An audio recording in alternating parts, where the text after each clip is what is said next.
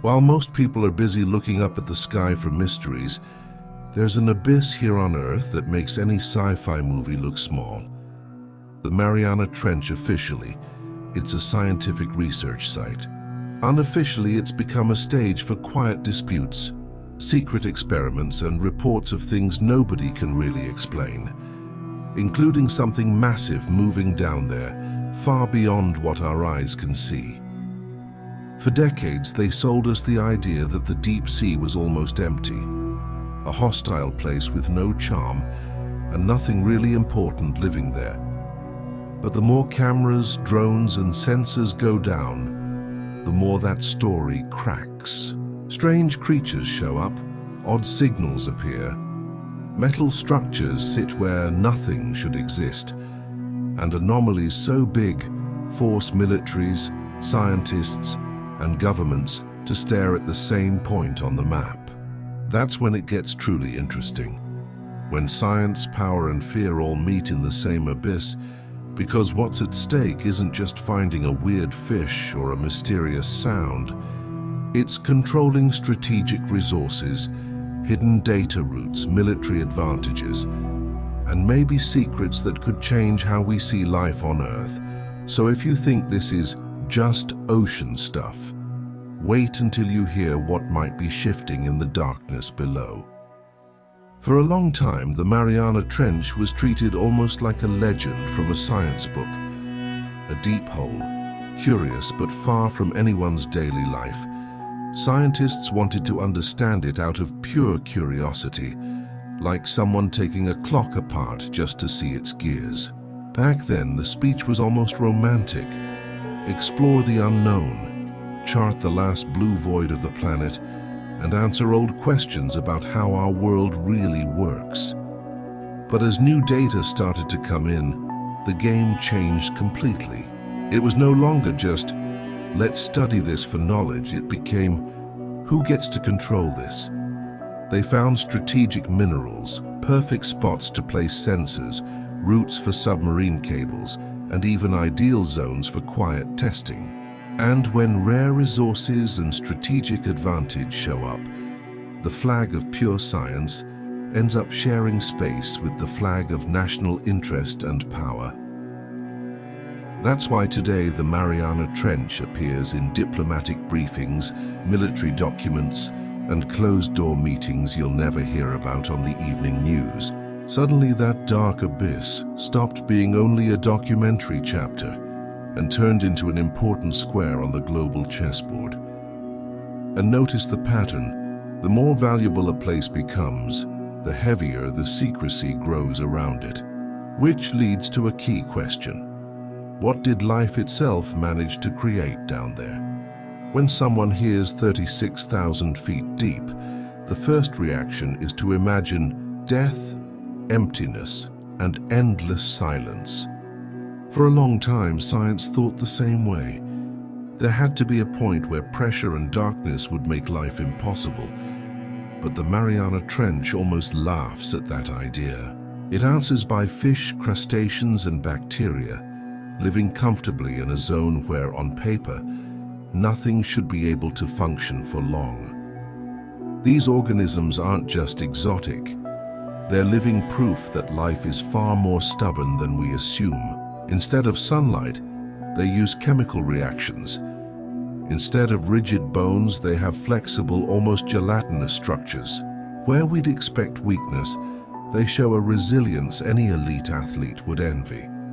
For the curious, studying these creatures is like reading an advanced manual from nature about extreme adaptation and biological creativity.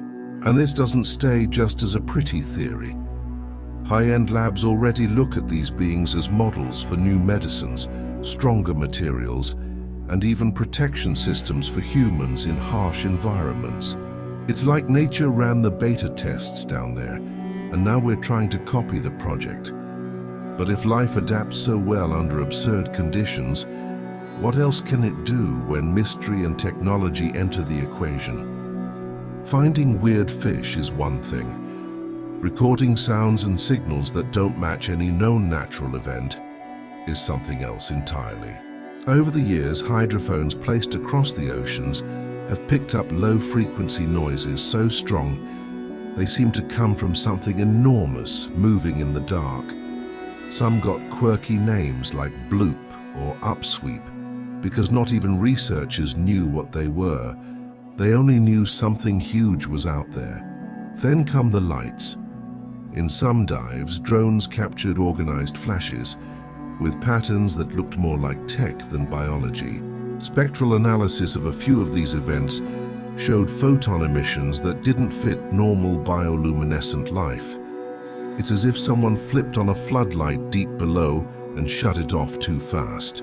When that happens again and again in the same spot, calling it coincidence starts to feel a little too comfortable. To make the scene even stranger, there are reports of metal structures on the seafloor that simply don't appear on official charts, as if they were bases, modules, or ghost facilities installed where almost nobody can reach. Some people say they're seismic sensors, others talk about secret monitoring networks. The truth is, when there are too many odd signals and too few clear answers, our imagination starts whispering, is someone else using this abyss besides nature itself? If you were a powerful country with advanced tech and needed to test something the whole world shouldn't see, where would you go? A remote desert, a hidden mountain base, or a spot in the ocean where light never reaches, radar struggles, and almost nobody dives. In that sense, the Mariana Trench looks tailor-made. No wonder leaks and reports mention installations with names straight out of fiction, like Deepgate Omega. The idea of ultra-secret underwater bases might sound wild, but think about what's at stake.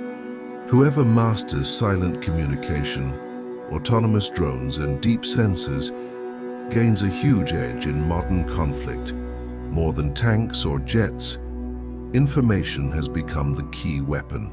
And the seafloor, with its data cables and remote locations, is the perfect arena for a quiet war that rarely hits the headlines, but affects everyone who relies on tech and the internet. Officially, many of these programs are labeled as oceanographic research or scientific tests.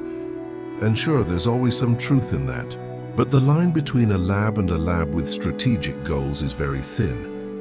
When robots start handling cables, logging anomalies, and surfacing with classified data, it's a sign the seafloor has already turned into a board for espionage. In the middle of that dispute, hints appear of something even more shocking. Giants moving in the dark. If there's one thing all major global players have in common, it's their obsession with resources. The Mariana region hides polymetallic nodules rich in rare metals, vital for batteries, electric cars, turbines, and green tech. It's almost ironic. To build a cleaner future, many want to dig into one of the most fragile and least understood ecosystems on Earth. It's that old pattern again, trying to fix one problem while quietly creating another. On one side, nations and companies argue that without those metals, large-scale energy transition just won't happen. On the other, scientists and environmental groups insist deep-sea mining could wipe out life forms we haven't even named yet. Sediment clouds might choke organisms, gases could be released, entire cycles might be disrupted. It's like yanking on a hidden wire inside a huge electrical system without having the full diagram in your hands. While that tug-of-war drags on, the Mariana Trench takes on another role. A natural lab for thinking about the origin of life here and elsewhere.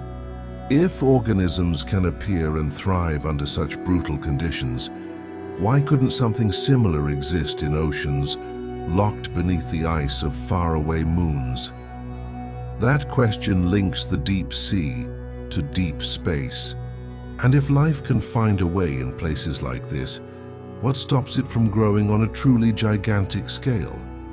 When people talk about something huge moving in the Mariana Trench, it's not just a scary figure of speech. Some sensors have recorded pressure changes, water disturbances, and acoustic echoes that suggest massive bodies shifting in extreme depths. It's not a regular sub, not a whale. Whatever it is, based on scale, it seems larger than any known marine animal, or else some kind of tech far beyond anything made public so far.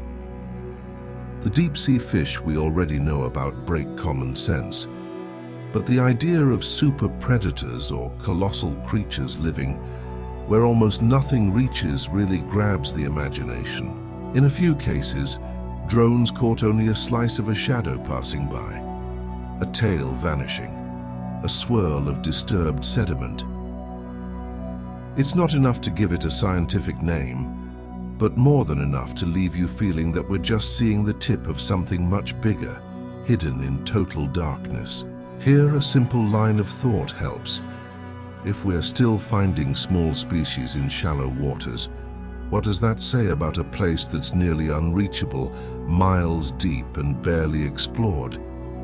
Lack of proof is not proof of absence, especially in a zone that literally crushes most of our tech. Maybe the true giants of the trench haven't been recorded at all, and when they finally are, they might rewrite everything we thought we knew about life in our own oceans. After looking at all this, the Mariana Trench stops being just a deep spot and turns into a reminder that most of what really matters happens out of sight. While we're stuck in daily routines, decisions about resources, technology, and even information itself are being made in places as unreachable as that abyss. And many times, the people on the surface only receive the most polished, edited version of the story. Knowing there are absurd creatures, unexplained signals, and maybe giants moving silently below isn't just trivia. It's an invitation to think differently. Do you really want to accept everything pre-chewed? Or would you rather build the habit of questioning, researching, and connecting the dots on your own? The world isn't getting simpler, and if you don't learn to dive deeper into reality, you'll always be carried by whatever current others choose. If this video opened your eyes even a bit to see the deep ocean as a place of power, mystery, and possibility, don't let that spark fade. Comment what intrigued you the most. Which theory about these invisible giants makes more sense to you? And what other hidden secret of our planet you'd like to see explored here? Subscribe, turn on notifications, and keep diving with me, because there's still far more in the dark than most people dare to admit.